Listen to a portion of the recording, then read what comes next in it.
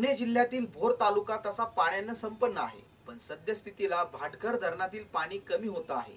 त्यामुळे या भागातील शेतकरी नागरिकांना पाणी मिळणं मुश्किल झालं असून शेतकरी आपली शेती टिकवण्याचा प्रयत्न करतायत। भोर तालुक्यातील केळवडे गावचे प्रगतिशील शेतकरी राजेंद्र कदम यांनी अर्ध्या एकरात अंकुर 786 या वांग्याच्या जातीचं पीक घेतलं।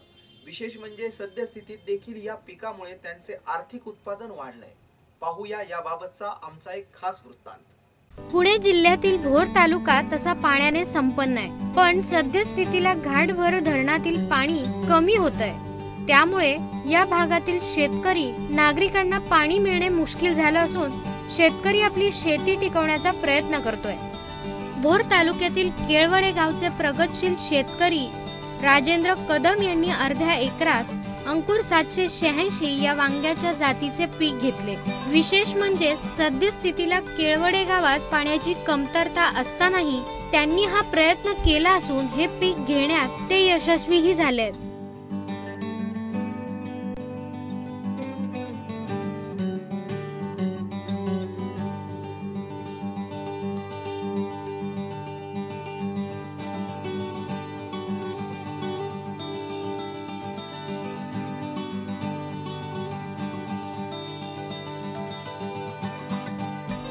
यातून त्यांना चांगले आर्थिक उत्पन्न मिळतंय।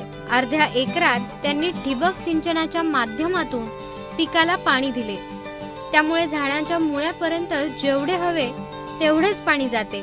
त्यामुळे शेतीत इतरत्र झाडे उगवत नसून वांग्याच्या झाडांची चांगली वाढ होते।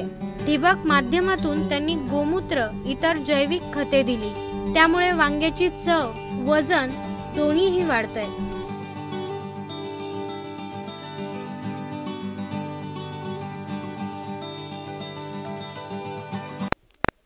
वांग्यामध्ये येणारी प्रमुख कीड म्हणजे शेंडे व फळे पोखरणारी अळी, आणि दुसरी कीड म्हणजे फळमाशी।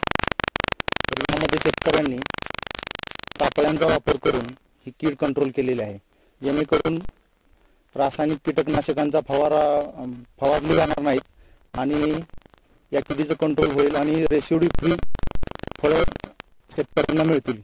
पोखरणारी अळी, तर याच्यासाठी ल्युसिलुर्स म्हणून हे सापळ्यामध्ये वापरलेले आहे, आणि फळमाशीसाठी हे डॅकस डॉर्सॅलिस नावाची माशी आहे, तर त्याच्यासाठी हा वेगळा लूर वापरलेला आहे। याच्यामुळे नर पतंग आकर्षिले जातात आणि त्या पाण्यामध्ये पडून ते त्यांचं कंट्रोल होतं। याच्यामध्ये उत्पादन जास्त आहे या जातीला आणि गिरायकाची मागणी आहे, त्याच्यामुळे शेतकऱ्याला इतर पिकांच्या तुलनेत चांगले पैसे मिळतात। वांग्याच्या पिकावर अळीचा प्रादुर्भाव होऊ नये म्हणून कदम यांनी आधुनिक तंत्राचा वापर करून वावरावर ठिकठिकाणी पिंजरे लावण्यात आले आहेत। अंकुर 786 या वांग्यांना सर्वत्र मागणी असून कदम हे पुणे मार्केट इथल्या व्यापाऱ्यांकडे हा माल पुरवतात। ही वांगी 30 रुपये किलोने घेतली जातात। कदम यांनी कमी पाण्यात आणि जिद्दीच्या जोरावर शेती करून इतर शेतकऱ्यांपुढे आदर्श घालून दिलाय।